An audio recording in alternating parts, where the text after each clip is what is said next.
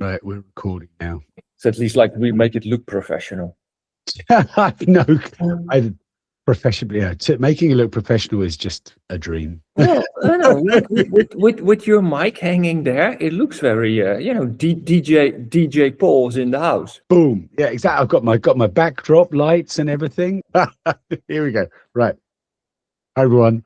Welcome to the podcast. This is P is for Plog, my weekly-ish podcast where I talk about my life as a professional plogger. I have had one guest before, but we're going to do something different. I've got another guest on. So this is my second guest, John, the Running Dutchman, as you might know him on YouTube and other socials. So today's episode is, and I had to pigeonhole this in, P is for Pilates because yoga doesn't start with a P. Let's get going. Plug it and tag it and post it and bin it. Plug it and tag it and post it and bin it. Welcome. Okay, John, kick off. Who are you? Good morning, Paul. I'm actually very honored to be then already your second guest on this podcast. Well, who am I? Is that not the existential crisis? I mean, we've been doing things for ages, but I want to know about you because I haven't actually done any research at all. Wow, tell me. Well, the P is for be prepared. Yeah. I'm a runner. I guess. Like, I don't think I identify by anything, but I'm a running yogi. I think that's the easiest way to say it. So I used to run, got injured, got an ankle injury, had an operation. Doctors told me, just stop running. It's bad for your ankle. Looked for years for something else that was as fun as running. And someday I just ended up doing yoga in a really weird school. So if you like the P, I think if you would summarize that school, the P would stand for porn. Like the first time I went there, we had to lay on our back with a ball underneath our shoulder blades, close our eyes, and then the teacher just said, let go. And I was laying there, first time coming in, and around me, all these people just went like, and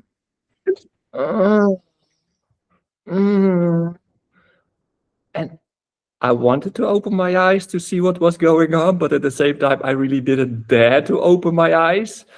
I later found out that this teacher has this idea that, to let go, you have to make noise. So that's why everybody was like moaning like porn stars. But it was a little bit weird, but I stuck with it. And then got really intrigued how yoga was kind of like calming me. I had a very stressful job. I had always problems with my intestines. It's calming you. This is like taking hot yoga to the next level. I'm not calm at all. I'm quite excited now. Well, it was just the beginning. The rest of the lesson was calming. Let's say it like that. And I always had digestive problems, and suddenly my digestive problems became less. So I got intrigued by this yoga and decided that, if I want to know more, I have to go to the source. So I went to India to study yoga. Came back, looked at the yoga schools there were in Tilburg. Nothing was fun or what I wanted to do. So I just opened up my own yoga school and been teaching yoga for years. To make a long story short, sold my school, went traveling, went back to India, studied more. And at some point, I was back living in the Netherlands after being away for 7 years. I lived next to a forest. I started walking and I thought, like, let's give running a go again. And I started to run and I discovered that all those years of yoga made my ankles stronger. And it wasn't that my ankle was not good enough to run. I was actually lacking the muscle power in my ankle to run. And then you know how things go. I mean, you're an ultra runner yourself. You start with 5K and 5 becomes 10 and 10 becomes 15. And I started to run trails. And then one day, my wife is Italian. We were in Italy and was doing a trail run of 11. And this volunteer speaking with my wife said like, yeah, but these are the Dolomites. If he really wants to do a beautiful race, he should do the 50. And I thought, like, me, 50? Never.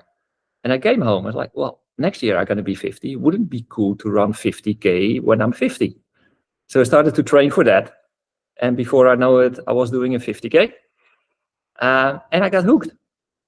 So I had no idea. See, this is good. This is why I don't do research, because it's always surprising when you find out what this is so cool. So there's this. So I mean, because one of my questions was actually going to be, are you more yoga or are you more running? But running really was your origin story. Yeah, running was my first love.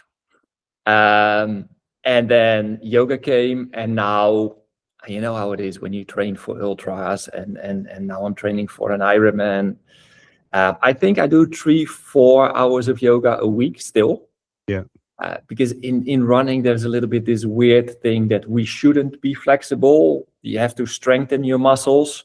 But I believe as massage therapist that a healthy muscle is actually a strong and flexible muscle.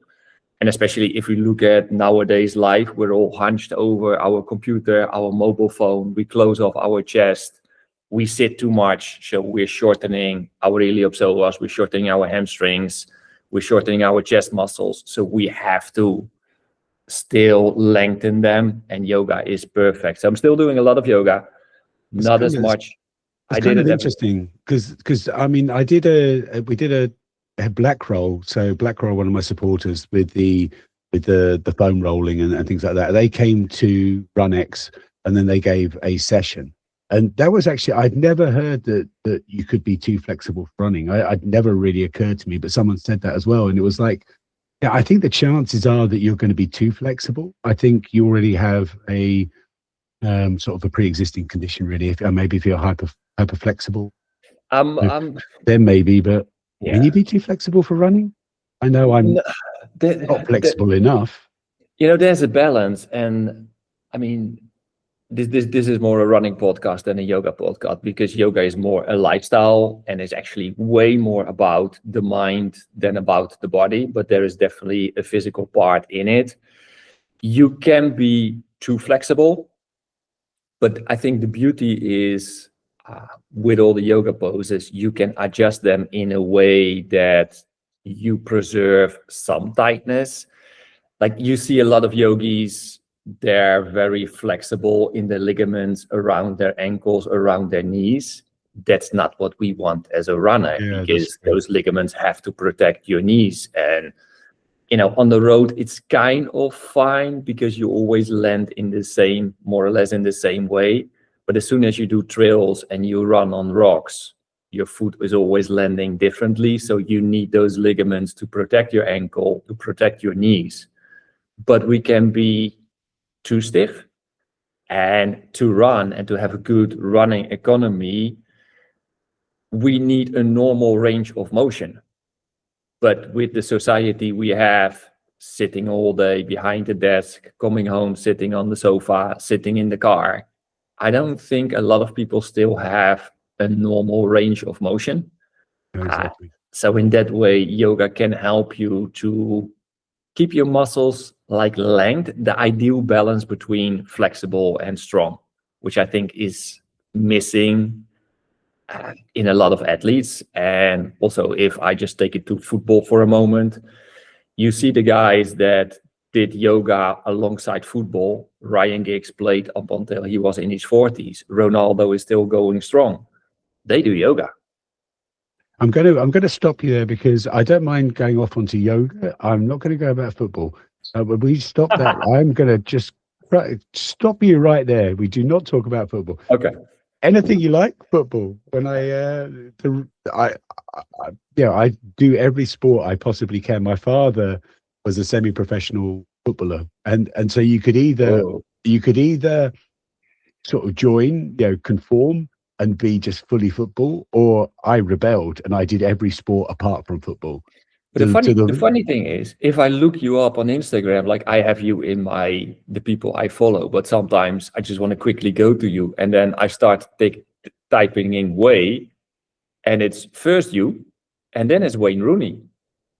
So you're in my Instagram, you're directly linked to a football player. I have no, I see, and that's how it should be. I should be first, and Yes, Wayne you're Rooney should first. be second. You're That's first. how life works. Wayne Yeah, Rooney, get out of here. You're old news. Move over. There's a new Wayne Way in town. there's a new way in town. Right. I mean, to actually bring in our origin story. So I sort of looked it up and I sort of sent you the screenshot last night. It was sort of a couple of years ago. I remember it so well. I was as a Brooks ambassador, and we just gone off to the launch, and we got the Caldera, I think 6 or 5. I'm not sure. It was a 6, wasn't it? I think 6. it was a 6. So we got that with the new sort of midsole, the injected midsole, and that was actually the trip where I got my banana suit for the first time. So it was quite a sort of an important trip for me. And that Caldera became my favorite Brooks shoe for years, until the original Glycerin Max came out recently. But it was just, I love that shoe. And I don't even know why, but I just sort of saw you on YouTube doing a review on it. And then I just sort of had to sort of write a comment about it. And yeah, so how did you get into YouTube? So, I mean, all right, I can understand the running. So then why have you switched to the Running Dutchman on YouTube? Then I talk about my wife and I, we always done YouTube with our yoga. We made yoga videos for YouTube. And when I moved back from Spain, where I used to live, to the Netherlands, it was COVID. And all the yoga schools were closing. And I had a lot of people around me complaining, like, I can't do yoga anymore because it's closed. So I set up a total different channel, Yoga op Klompen. Yoga on running shoes or wooden shoes. And it was just fun to make those videos and help people do yoga during COVID. So when I started to run, I thought, like, you know what, let's share my story on YouTube as well, because there are a lot of YouTubers out there and they're all like, I'm a 2:20 marathon runner, but there's never, hey, I'm a 3:46 marathon runner. Yeah. Is maybe me, because I'm totally not fast. I relate more to, I think I train really hard. I do 12 to 14 hours a week. I train very serious. I actually studied how to run, how to make running schedules. But yeah, I still, maybe one day 3:30, that's it. So I wanted to share my story on YouTube for people to inspire to run. Also, I'm 53. I see less people of our age run. And I think it's very important, with everything I studied about the body, that we actually do more when we get older instead of less, because that's keep our body healthy. So I wanted to share that message. I wanted to share my story, and very egocentric. It's just fun to make videos for yourself as well, and to look back later. Oh yeah, we did that. Oh, that's how the house was looking back then, or the office was looking back then. And I had the same. The Brooks Caldera was one of my favorite shoes, so I decided to do a review on it to share my enthusiasm about the shoe. And we tried to make kind of like a funny review, where Sarah played the mailman bringing the new Caldera in. Yeah, and you were one of the one reacting. And is that 3 years ago or something? Something like that. Yeah, it was. I think it was 22 when the shoe came out, but I think it was maybe 23 or something. Yeah. So I think it's probably close to 3 years. Yeah, and you opened kind of the world for plugging, because then I started to follow you, and I saw this weird guy running around with a garbage bag. And I thought, like, actually, it's a really good idea, because I live next to the forest. I made a reel this week. It's not my forest, but it feels a little bit like my forest.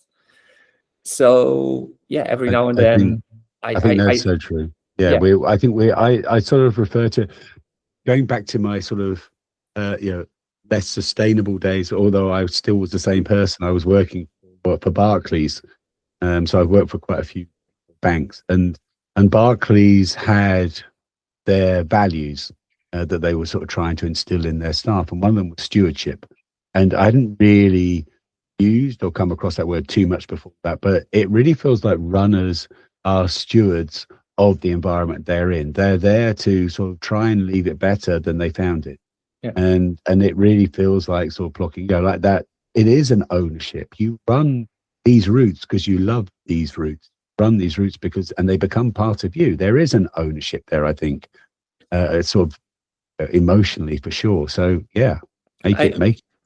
Yeah, I traveled a lot, and when I was in Australia, I had the luck, because my background is a journalist, to do a story with the Aborigines. And I was speaking to this kind of like chief Aborigine, and I just came from old Dutch farmers who moved to Australia, and they were talking a lot of bad things about the Aborigines. And one of the things were the Aborigines are nomads. And I spoke to this guy, and the guy said, like, yeah, of course we're nomads, because, in let's say summer, there's fish in the sea you can catch, and in winter, the fish has to reproduce, so you have to let it go, and we go inland, and then we eat meat. Sorry, Paul. And and then we started to talk a little bit about like the whole Earth thing, and I always kept in my mind what they said. They said, like, the Earth is not ours. We're borrowing it from the next generation. So it's our job to give a healthy Earth back to the next generation. So Aborigine will never over-consume. You only eat what you need. You don't eat extras, because, you have to keep the planet livable. And I really love that. And it fits in with the whole yogic philosophy as well, that, we're all one. And that's why I think we'll probably talk about Schoorl in a moment. That's why I really liked what you were doing in Schoorl, is like the realization that you run a race and then you drop your empty cup on the ground, and then somebody else has to run through it. But like, we're all one, we're all runners, we all want to have a fast race. And I see that with the forest around me as well. We all want to enjoy the forest. But then when you live there, like going back to Australia, I was on this beautiful mountain hike with another guy. And he said, like, it feels like we're totally away from civilization, like nobody has been here. And he's eating a Snicker bar, and he drops the wrapper on the ground. I said, like, why do you throw the wrapper on the ground? Oh, what does it matter? I said, you just said it looks like nobody's been here, and the next person is going to see your wrapper. And only then I think the message dropped. I don't know how you say that in English, but I think most people are just not aware of what they do, which is sad, but they're just not aware what they do. I get almost angry. I see people litter next to a litter bin. Why do you throw it on the ground when there's a bin a meter next to you? Exactly. It's the way that the culture has evolved over time, and it's I've mentioned it on my podcast before. Is sort of it was 10 years before I really spotted people littering. Now it's getting more and more the case that it's more acceptable for people to drop in open sight of other people. It is just it is tolerated now. I think everyone would say no, you shouldn't do it, but it's tolerated that happens.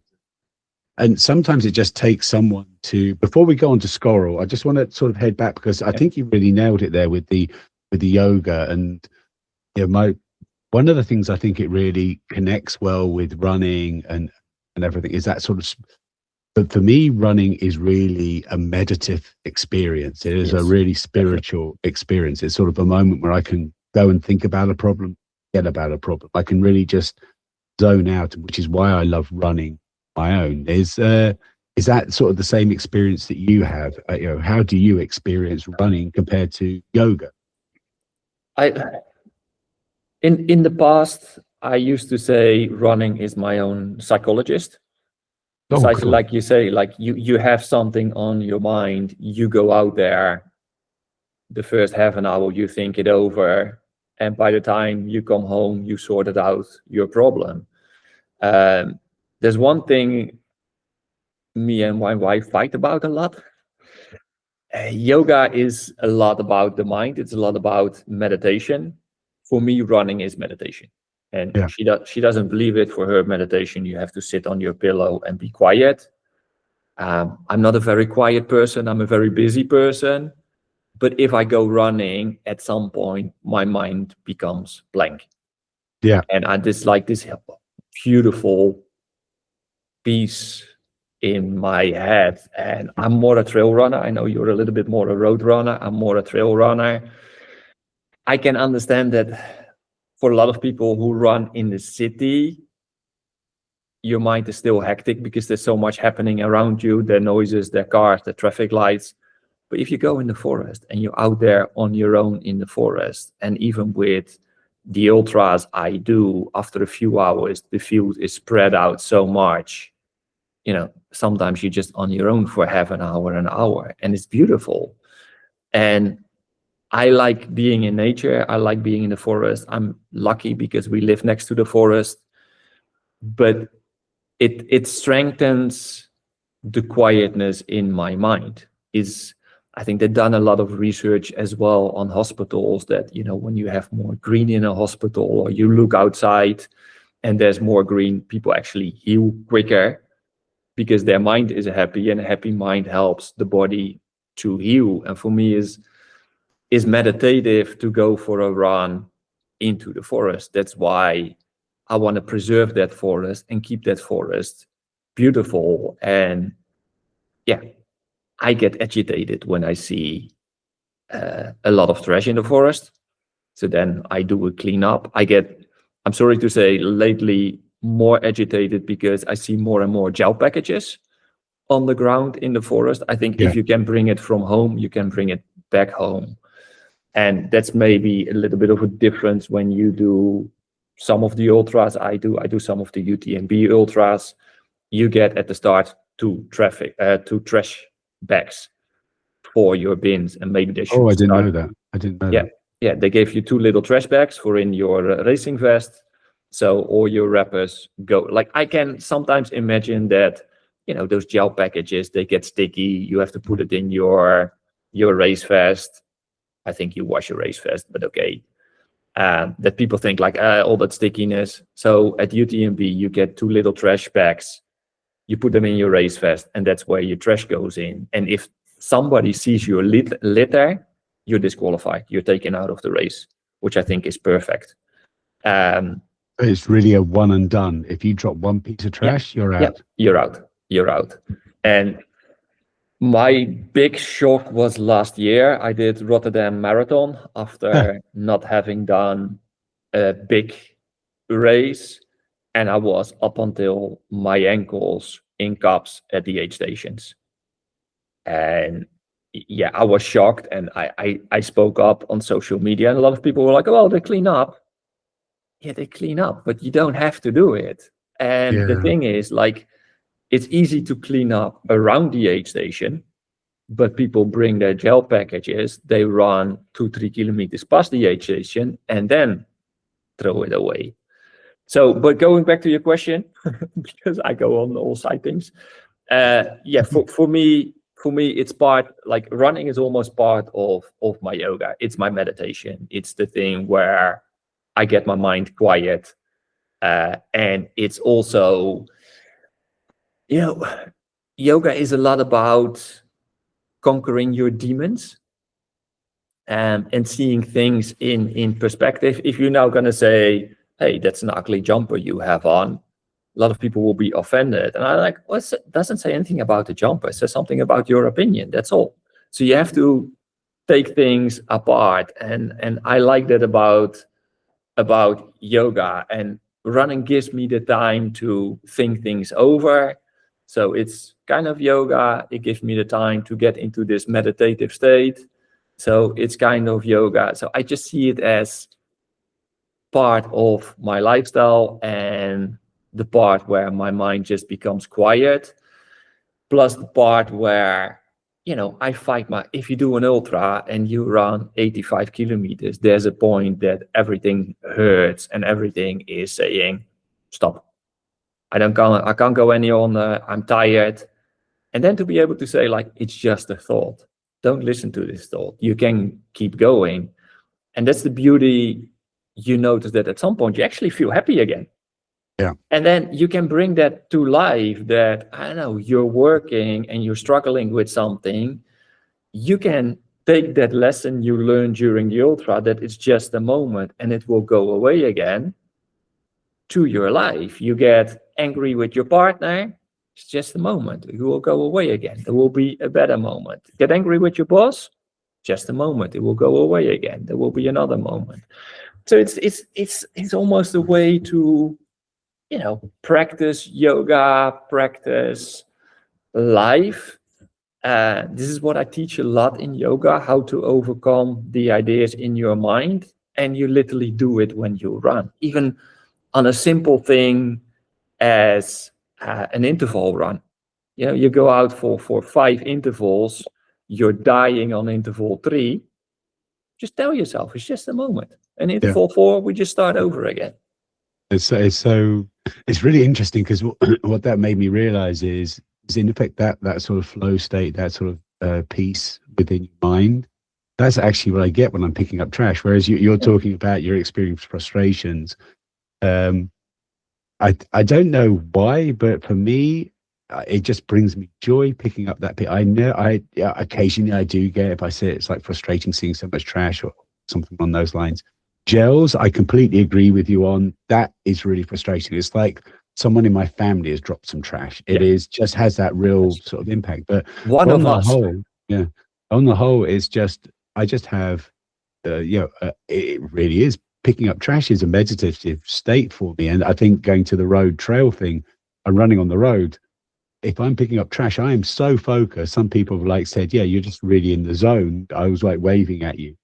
I really try and say hello if I see people. I need glasses, so I wave. Got no clue who they are, but I'm in a real zone sometimes. It just really feels like a meditative state, and it's just sort of, you can sort of, everyone's got their own word or their own activity that does that. It could be yoga, it could be picking up trash, it could be running.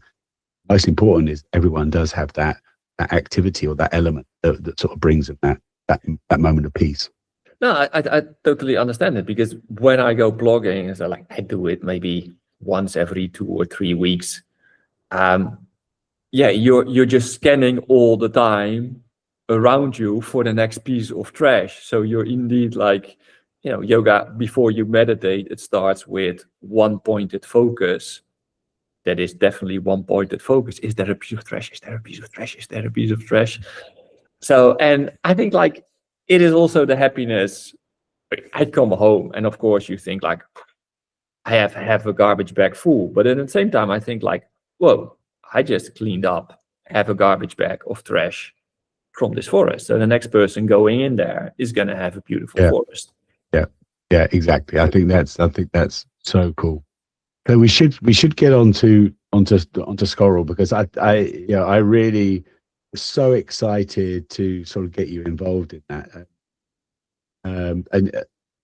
It was one of the things that happened with me. So now that I am a sustainability ambassador for Champion, it was, I am filming everything, but it seemed like a perfect opportunity. I've done that historically with Rotterdam, with Amsterdam Marathon. I've had people running and filming me, and it makes a big difference having someone film me.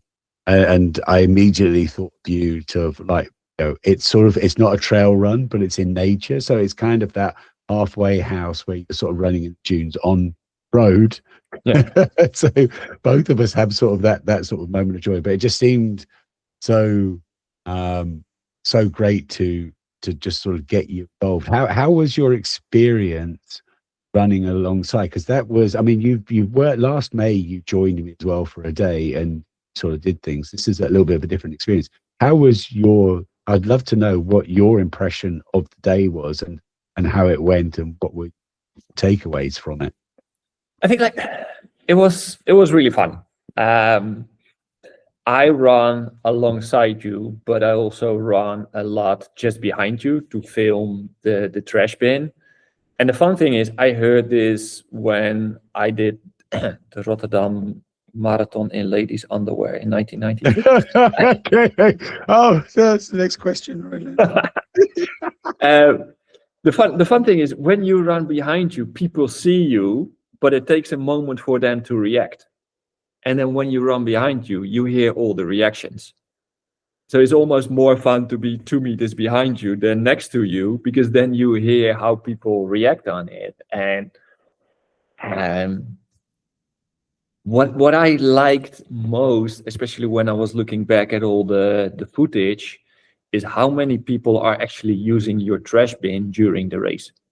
So it becomes kind of a common thing that, you know, you have your gel, you just wait for the guy with the bin, and then I almost thought, like, not to take anything away from you, you need like 4 or 5 bin runners during a race. That would be perfect. So I think a lot of people became more aware of the littering, especially because you shout very hard at them when you get to the next station, which was really fun. But I loved to see all the interactions you had. People coming by, people saying something, a lot of people saying, oh, you did Schoorl, or oh, you did Egmond, or you're the Blikjes man. Yeah, that was when that one, and we got it on film. You got it on film. It was just so fantastic hearing that. It is kind of interesting because I have all these sort of different personalities just from the costumes. I'm the hardball man, sort of the earth man. I'm the Blikjes man, the can man. I'm Banana. yeah, and the banana as well, especially the banana. But now I'm starting. Oh, you're the bin man. Yeah. So it's really starting to come out. So you did hear people going. I mean, so then you heard people going, oh. Sort of just chatting to themselves, because they were telling me as well, oh, I saw you in things, but then people were like saying, oh, did you have anyone say, oh, that's that guy that runs that? Were you hearing those conversations? You hear either from the people on the side or people just behind you going like, hey, is that bin man? Hey, that's the guy I saw in Egmond, or I saw his video from Egmond. And if we talk about people littering, like we just said, like, I think people do it without thinking because it's a common thing you do. Having you in the race and seeing you is kind of a reminder for people what they do, which I think is a very, very positive thing to do. I think it was just fun. It was just fun to see people react. Also, the people in the beginning who go like, what's the guy? What's on his back? What is the... at the start, you see people first like, they first look at you and then they go up on their toes to have a little look in the bin. And I go like, oh, wait a minute, it's a trash bin. And then they take out something of their vest and quickly throw it in. Some people you almost see like, they're not sure if they're allowed to throw it in. So they first look around themselves and then throw something quickly in. Nobody saw it. I just dump this in this bin. Yeah, so occasionally I get people will ask that. They're definitely having an Egmont. There was a brilliant one in Egmont where literally this woman was so apologetic. Do you mind if I put this in there? I was like, is it okay if I put it in there? I was like, yeah, that's the whole purpose. Just put it in there. And going to your gels on the on the ground on the training. Actually, I think that's the biggest hope. I mean, the whole point that we're doing this with Le Champion is to really just try and get people about it.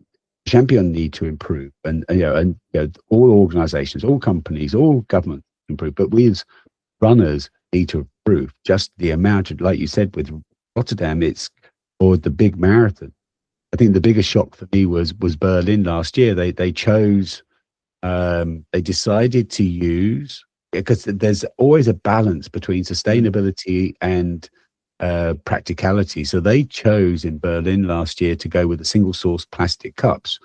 They went with that idea because then we can take them, we can easily recycle. So there was definitely a careful thought behind it. The downside was there were all these plastic cups on the ground, and it was just making so much noise going through the water stations, going, and it was dangerous. People were slipping and everything. So it was sort of a real shocker. But going back to the gels, one of the things I want to do is extend the campaign to actually telling it here now. So I've already sort of mentioned it to Le Champion. I think one of my goals is to not just focus on races, to get them to take that thought back to their training.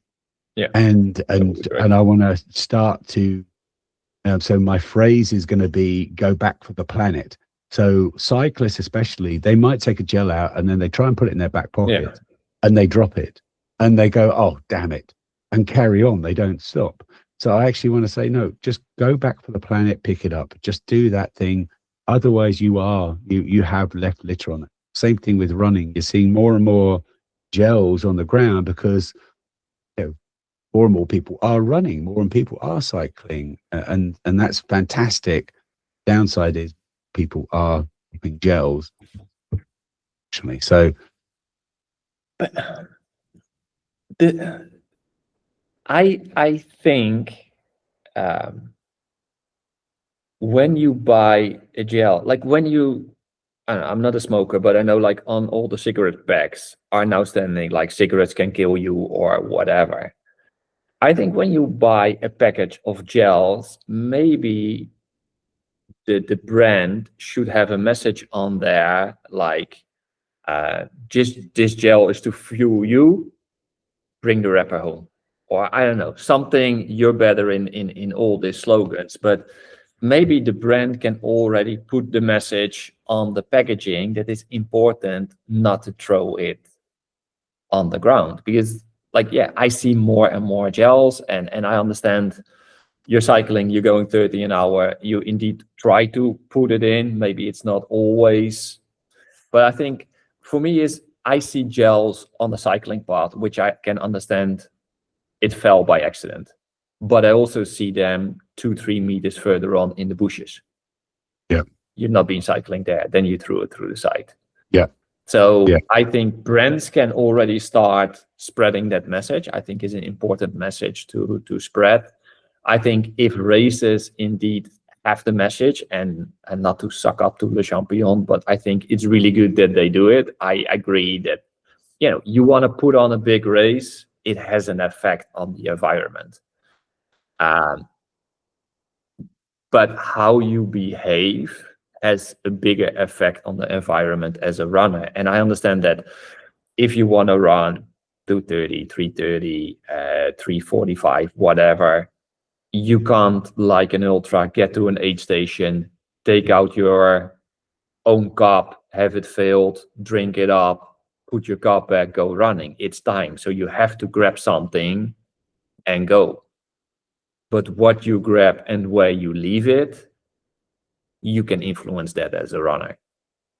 Yeah, And- and that's the common argument is I'm chasing a PB, and that's one of the reasons why I've really brought out those sort of three elements that you sort of filmed is the fact that the most obvious reason don't drop your cup in a bin and not on the ground, or you drop your gel in the bin and not on the ground, or you put it in your pocket is obviously the environment. You want to sort of do that, but the other two reasons which I'm hoping stick with them, especially the ones chasing the PBs, is so you're chasing that PB, and the only reason why you can have a shot at doing that is because of volunteers.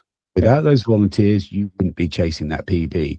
And what you're doing is you're rewarding them by, on their day off, you're dropping it on the ground. And then also you might, and go back to your 3:46 PB. You've also got people who are chasing a PB behind you. Maybe it's not as glorious and earth-shattering as 2:15 or 2:30 or 3:15, but it's important to them, and they are as every bit of a runner as you are. I would even say, having great thing about doing these events is I'm trying to go as slow as I can. I get to experience the front runners by starting near the front, and I experience the slow runners at the back.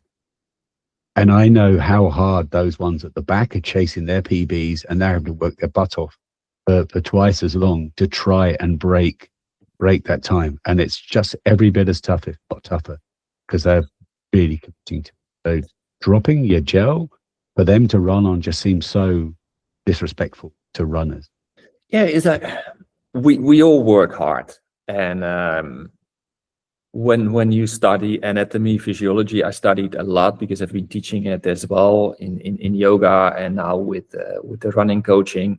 We're all built differently. We all have different muscle fibers. We all have different capacity. If I look at Sarah, my wife, she has low iron. So she just has a problem to take up oxygen. She already uses supplements, but it's just something she has. So she will never be fast, but she works her ass off to be fast. And she really enjoys it. She's way more competitive than I am to run a PB. But yeah, she will be there in the back having to make her way through all the gaps because somebody find that, you know, he runs 35 minutes on a 10K, so he's the superstar. No, like, you know, it's we all have our own limitations. We all have our own challenges. We're all chasing the same thing. So I think we should help each other to chase that. Yeah. And that doesn't give you a reason to I think drop something on the ground. Anyway, I have to say that I run mostly with a running vest.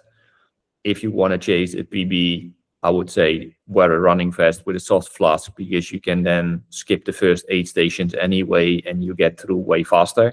And maybe that's something for organizers. Maybe they should say, like, even if you do a marathon, hey, we just only start 8 stations after 15 kilometers, because for the first 15, you can have a soft flask with you and a running vest, and that saves you 3 aid stations. Yeah, I would like to see, definitely would like to see organizations, and I'm hoping, secretly hoping I can get to influence my opinion on the champion. I mean, they're all runners, they all things anyway, so I'm not going to say anything to you, but I really would love to see them adopt more water fountains where you can just take your foldable cup like you ultras and just fill it up there quickly, go on. And there are systems. So Tina Muir in the States showed a really brilliant one, I think California, where they just have these great big taps, just a whole row of taps, and you just and you're gone. It takes hardly any time. I'd like to sort of see that introduced. So one side has that, one side has just the regular paper cups, because the problem we've got here in the Netherlands is, yes, paper cups do have a plastic lining. Champion do less plastic on that lining, but it's still got a plastic lining. But if you were to change the system, the Dutch would just go crazy. They would just like rebel. They were like, how dare you do? They would be too. It would be just too much. Changing in one go just doesn't work. But hopefully we can sort of make it beneficial. You could like make it a little bit beneficial to people to be able to, if they did it that way, they have some little bit of a benefit. I don't know how we could do it. But. Like, I think the thing is, there are now so many trail races and ultra races that's becoming more normal. And that's what you see there. You have a water tap, you fill up your bottle, you bring your own foldable cup. So, I mean, is at least, maybe I only speak for myself, but I don't run every race to run a PB. I'm running next week in Belgium a marathon just as a training race. So I'm happy to bring my foldable cup and have it filled up at 8 stations, because I don't have to be quick. That's reserved for the Enschede marathon. So maybe they can indeed just say, like, okay, we fill up people who have their own cup with them. They can have a fill up, or like you say, like there are the taps where you can get your own water. When I did the half marathon in Antwerp, I just had a flip belt with me with a bottle in there. So I could skip the first 8 stations and drink my own sports drink. Also because I'm used to a certain nutrition, so it works better. Yeah. I'm quicker. And it's not, I mean, one soft flask is not that much weight to bring along. No, exactly. Just going back to your trail thing, are you noticing more trash though? Are you noticing more people are trashing on the trails because the popularity is rising? Yeah, like I said, like the trails I do abroad, which are a lot of UTMB trails, there's the penalty, but not all trails have that system. And I said, not to say something bad about road runners, but I see more road runners getting into trails, and they just have the habit to chalk out their gel, or so you see more littering happening on some of the smaller trail races where people get introduced to the trail. And I think trail races are more like the hippies underneath the runners. They're happy to be in nature, go slow, enjoy it, man. Where road runners more chase these, so it's they come with a different attitude. So you see the trail community changing a little bit because you see more road runners. They want to be fast on the trails, but there's not something like being fast on a trail. A trail is there to more to enjoy, and you can't compare one trail race with another because one 50K maybe has 3,000 meters of altitude and the next 50K has 100 meters of altitude, or even if you run the same course. Yeah, exactly. Same course. The conditions can change so much, or even the course changes. I mean, you had that with UTMB last year, I think, when they sort of just changed the course mid-flight. So you can't even, it's not something along those lines. Yeah, I think that's true. So I want to move now onto our love of videoing. So I couldn't think of a good segue. I don't know how we can segue into that one. But yeah, because one of the things I do want to talk about before we finish is because we both love it's the 360. What's your history with 360 cameras? We're using GoPros before. How did you end up where you are? What equipment do you use now, and what is your journey to get to that point? It's a very, very long journey. I think like my whole thing into how easy it is to make your own videos after, like, we always did the yoga videos, but then at some point, what did you use with the yoga videos? We're just using regular cameras. Yeah, I think the first one we had was a Sony camera recorder, and then old school handy cam. yes, and then we moved on to a bigger camera recorder, the EX100 or something of Sony. I don't know. I think the thing is always for everybody, I would like start simple. Your phone is perfect. You can start filming yourself. I still use it on some of my runs. Now I have the very luxurious thing that actually in front of me is a Sony FX3, which is like a seriously beast already of a camera. So we use that in the studio, but you can't bring that on a run. It's too heavy. And so I started with way back, I think like I had I think even had like the GoPro 2 or the GoPro 3 in the beginning. So I did a lot with GoPro. Then I went to the GoPro 360 because I started to understand how easy it is to film yourself having... Was that the Fusion or the Max? The Max. But I had the Fusion. It was awful. Yeah, it's awful. Also because it's a square shape. It's heavy, it's a square shape, and where am I going to leave it when I run? And then I saw the Insta360, which is like, I don't know, smaller than your phone even, a little bit thicker, but smaller than your phone. So it's very easy to put in the pocket of your race vest. It's true. And the problem, and the funny thing is like, yeah, people watch your videos, they see you run, but it mostly means you have to run, put down your camera, run back, turn around, and then very naturally run by your camera without looking into the camera. Or you're actually really curious if everything is recording and set properly. So you kind of tend to look at the camera. Am I actually in the shot? In the shot. Oh, damn it! I need to change it again. Do it again. Yeah. Sometimes you run by your own camera 3 or 4 times, and then when the 360 came, man, the whole world opened up because you just have it in front of you and you film the runner in front of you, but at the same time you film you, or like you do the same, then you have it behind you. So you film the runner behind you, but you also film yourself from behind running. And if you have the selfie stick, you can make a drone shot. And then sometimes I have it to the side. So it's the most versatile camera I know, is beautiful. With big races, I have 2 with me and an extra battery. So it is something extra to take. The selfie stick is not the most handy thing. I hit myself in the head a lot of times because I have it in my running vest, but it just makes amazing footage. And it's not as perfect as the FX3, but I can literally on the run start the camera, get the selfie stick out, hold it in front of me. I always start with 10 count in front of me, 10 count high in the air, so I have a drone shot, 10 count behind me, 10 count to the side. And I have a bunch of footage. Yeah. Uh, And it helps having someone along, because sometimes you forget to press record, like I did at the start line. I was like, had this thing out holding out, and I was like, and I looked at it and went, oh crap, I didn't record. Can I go back and can we start the race again, please? I know that too well. Or you have cold hands and you start the camera and you touch the screen and it goes from the 360 lens to the normal lens, or even worse, to the photo or the time lapse.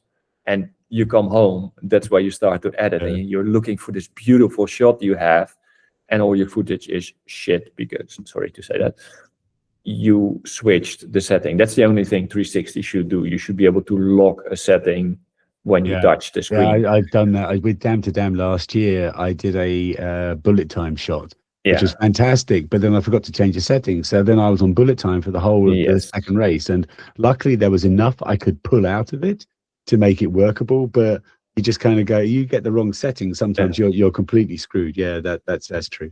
The other thing that was really cool was actually with you there is, I think people a lot are used to seeing me, and they say, how did you do that shot? Yeah, 360. They don't realize I've got this huge long pole out there. So someone said to me on the one where we're going towards the finish line around the corner, they went, hang on, you were like running with a grabber in one hand, you've got this huge pole on the other hand.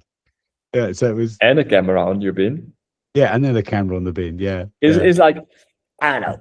You have people. I had it during the Rotterdam Marathon. The whole story up front was, I had a record standing in my mind. It was 4:01, but it wasn't that dramatic. It was 4:05, and I wanted to break that record after not running marathons for 30 years. So I thought it's a nice story. I'm 30 years older. I'm gonna break my own personal record. But you have to film it, because if that's what you talk about in your videos, you have to film it. So yeah, you run a race with the big pole and the camera, and of course people are, oh, there's John with his own camera, and even like speakers at the finish, oh, this guy is filming himself. So it does feel sometimes a little bit like, oh yeah, I'm actually doing this. But then again, I don't know, just to look back at it, I don't know with you, but like sometimes you miss things during races, and I have it especially, I did the Chianti Ultra, I was running for 12 hours. Yeah, it's not, we speak a lot about type 1 fun, type 2 fun, type 3 fun. Type 1 fun is I'm actually having fun. Type 2 fun, this is the most horrible thing ever. And you come home, you go like, wow, this was a great race, beautiful. Sometimes you have to see things back. And I think that's nice when you film those races. At the same time, I'm also grateful for other people doing it, because if I'm going to do a race, I like to see a little bit of the trail that's in front of me. So then I'm going to Google. If I do UTMB Mallorca, I'm Googling on UTMB Mallorca to see, what kind of shoes am I going to take? What's the surface I'm running on? It makes a big difference. So I'm happy people do this, and I hope people are happy I do it. So you also get an idea of the race. You, I think, have the same, especially last year when you did the 31 marathon. I think it's inspirational for people to see like, well, wait a minute, this guy is in his 50s and he's doing this. And I'm sitting on the sofa with a big belly of beer and chips. Maybe I should go out there and go and run as well, because if this guy can do it, I can do it. Yeah. So like what I said earlier, like I think it can be very inspirational. I know people get inspired. I get a lot of messages of people getting inspired. There's also what I'm trying to do more and more is to make training videos, the good strength exercise videos, or explaining why you should train in a certain way, because there's so much on social media now that people, I have the perfect training method, just do what I do. No, it's not that black and white. It's more gray, and everybody has his own way he should train. So I like to try to explain, do it this way. And even when I was a journalist, I looked at a lot of science. I spoke with a lot of scientists. I studied a lot myself. So I think I can explain science more in common language. So that's what I'm trying to do on my YouTube channel as well. Like, get all this science and now make it something that you say, oh, wait a minute, but if I just do this, this, this, and this, I'll be fine. Yeah. And stay away from the latest trend because something works for some influencer.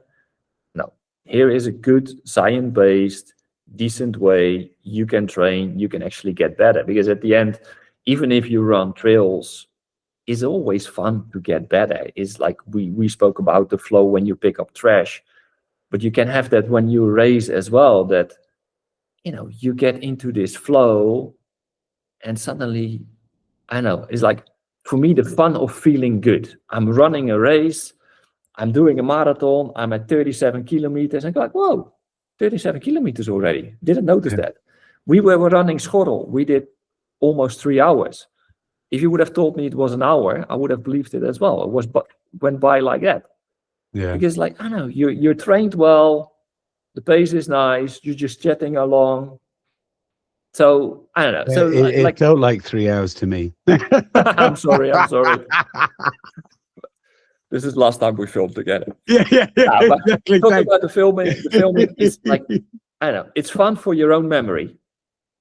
It's fun to look back, to see where you were. So it's just fun for yourself. I also keep a journal where I do like stupid, horrible drawings. I made a drawing of you. I will send it to you soon. Because it's just fun to flip through the journal and think like, oh yeah, this was when I was here. And it's the same with the movies. And then I don't know, people get inspired.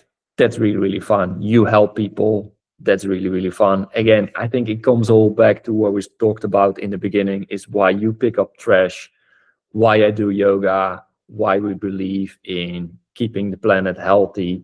You want to contribute to society. Like, we're all part of this society. And if we think a little bit less of ourselves and we think a little bit less on how can I contribute, and everybody does it, we can only all grow together. Yeah, exactly. Fantastic. Let's we're going to be ending soon, but I just want to just find out what your next adventures, your next goals, because I know you've got a couple of ambitious goals that you've got coming up. So what's in the next year that you've got? Too much. When you sit at Christmas and you look at all those races, I'm this kind of person. I go, oh, let's sign up for this one. Oh, let's sign up for this one. Let's sign up for this one. So I have a crazy year. Next week, I run the Kruidbeek Marathon in Belgium.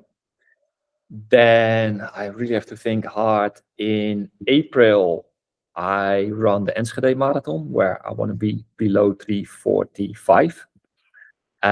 In May, confident? I'm getting confident. I'm getting there. Still a lot of training to do, but I'm getting there. In May, I do for the first time something called the Long Course Weekend, which is a triathlon divided over 3 days. So I do a half triathlon. So Friday swimming 2 kilometers, Saturday cycling 100, Sunday running half a marathon. That's in Maastricht, which is my favorite city in the whole of the Netherlands. That's May. Then in June, I do a crazy thing close to you. It's called a backyard ultra swim run. So every loop, we have to run 4.4 kilometers and swim 600 meters. The problem is we have to run 5 times and swim 5 times. So it's all the time in the water, swim 120 meters, run a kilometer, get in the water, swim 60 meters, get out. And every hour, like a backyard ultra, we start again. It's going to be brutal because you're always running soaked. You're always running soaked. Yes. Yeah. And you have an hour for the loop. Every hour, a new loop starts, maximum of 10 hours. So I hope the weather is going to be a little bit nice. But it doesn't really matter because you're going to be wet the whole time. Yeah, but I mean, if you get out of the water and there's a little bit of a sun, or you're in the soaking rain, you get cold out of the water and you get in the cold rain. That makes a difference, I think. When is it? What date is it? Around which month? It's the end of June. Oh, so it should be warm. Should be okay. Yeah. Then the beginning of July, I'm going to do a quarter triathlon, Rivierenland triathlon.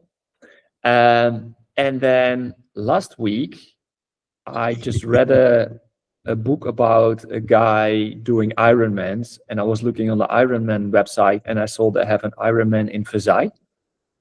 And I said to my wife, "Oh, I would love to do once have an Ironman, not in 3 days, but just in one go." And she went, "It's in Versailles. Maybe you should try to sign up." And I thought it's impossible, but I got in. So I do in half of July. I go to Versailles. I gonna run in the, what is it? The palace, the castle, the palace. Yeah. The gardens of the palace. I gonna swim in the pond of the palace, and I gonna cycle around the palace. So I'm really looking forward to that. It's gonna be my first half Ironman. August, I have nothing. Yeah, I have a marathon somewhere. I can't remember. Is the Belgium Front Memorial Trail, and I promised to come and run half a marathon. September, I do a quad triathlon in Eindhoven. Then I'm gonna go on a holiday. October, I hope to do the marathon of Eindhoven because I've never done it, and Eindhoven is the big city next door. But the end of that month, I got into Dublin. I'm gonna do a fundraiser for Greenpeace. Oh, wow. And run for Greenpeace for Amnesty International. Sorry, I always mix those up. Oh, still, oh, wow. They're my two favorite things, Greenpeace and Amnesty International. But no, I'm allowed to run the Dublin Marathon for Amnesty International and do a fundraiser for them. So that's going to be on my socials soon. And then I have one more marathon to go because I have a friend who is originally from Florence, Firenze, and he asked me to come and run the Firenze Marathon together with him. So it's a full year with 1, 2, 3, 4, 5 marathons, but not all running fast, some just for fun. 2 quarter triathlons, 1 half triathlon, 1 ultra swim run, the backyard ultra swim run, and another half marathon thrown in there. And then I hope to actually run one more race together with you. Oh, really? That would be fun. That would be fun. Yes. Yeah, it's a crazy year, but it's like, I don't know. I'm too enthusiastic. When I see a race, I go like, oh, that would be really cool. Let's do it. Let's do it. Yeah. And before, I know I signed up and there's no way back. Yeah. Oh man, we have too much in common. So I think we'll call it there. Is there anything else you want to say before? How can people get you on your socials stuff? The Running Dutchman. If you look for the Running Dutchman on Instagram, you find me. You find me on YouTube. Well, that's actually it. I'm not so social. All right, that was. What's your next race? Oh gosh, what's my next race? I don't even know. Sunfort. Yeah, Sunfort is the next one. So it's the interesting thing with the champion is I've got 7 races. Well, it's actually going to be a little bit more with Sunfort. I'll be doing the pre-race. With Amsterdam, I want to do the evening one as well. So I have got a bit of bit extra ones in there. But yeah, I've got one every month. So that made my big run, my big race. So I won't talk about it yet, but I will talk about more soon on the podcast. It's going to have to be in the summer. So I'm just making it extremely difficult myself because that's the only time that they're not doing the running races is when it's too hot. So that's when I have to do my big challenge. So I've got, I should be ending up. My goal this year is to end up each year to end up bigger than the year before. And if I do manage to achieve all these things, it will definitely happen. But you're also going to do Amsterdam Marathon. Yeah, Amsterdam Marathon with the bin. With the bin. And funnily enough, there is talk. I don't know if it'll happen this year, but we have actually already come up with the idea of having a sort of a team of bins. Maybe smaller ones. Yeah. So small ones, because my ego is so big. I've got to have the biggest bin. But the idea you have to have the biggest bin of all the bin runners. Exactly. But why not have what I'd love to see is to have all the pacers. Yeah. All those, the pacing teams. There's also one that just has a small sort of small regular bin size that is just for sort of the gels that they can sort of take. Why not have that part of the pacing team, a bin man? Yeah, maybe not the guy who's pacing for 2:05. Why not?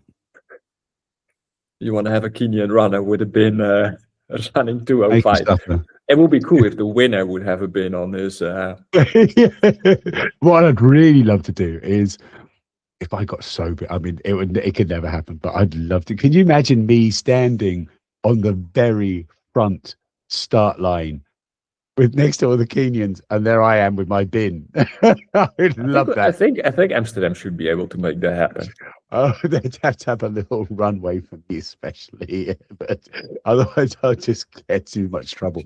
Yeah, it's a bit difficult to make sure that I don't get in the way of people. I don't want to ruin their races, but I'd love that. I think as a photo op, that would be just hilarious.